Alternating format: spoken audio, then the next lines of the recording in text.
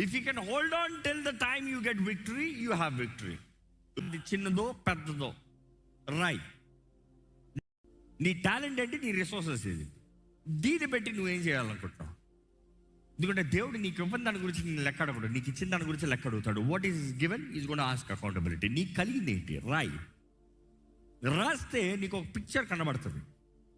దేవుడు తలుపులు తెరుస్తాడు, అవకాశాలు ఇస్తాడు. You have to be aware of it. అదే సమయంలో అకౌంటబిలిటీ రాసుకో, లెక్కలు రాసుకో. లెక్కల పుస్తకం సపరేట్ పెట్టుకో కావాలంటే.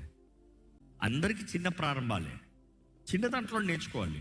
కొంచెంలో నమ్మకం ఉన్నవాడు దేవుడు వాటిని తెలియజేయబడదు. కొంచెంలో నమ్మకత్వం, కొంచెంలో నమ్మకం ఉంటే అధికంలో కూడా నమ్మకం ఉంటాడంట. So start small. నీ చేతి పనిని ఏం చేస్తానో ఆశీర్వదిస్తా. అంటే నువ్వు పడిన దానికి, లోకంలో వాడు పడి దానికన్నా నీ పనిని నేను ఆశీర్వదిస్తాను. నీకు అధిక లాభం వస్తుంది. నువ్వు నమ్మకంగా బ్రతుకు, నువ్వు నా మహిమార్థమే బ్రతుకు, నువ్వు నా సాక్షిగా బ్రతుకు.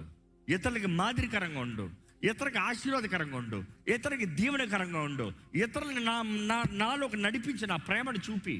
అది దేవుడు కోరేది.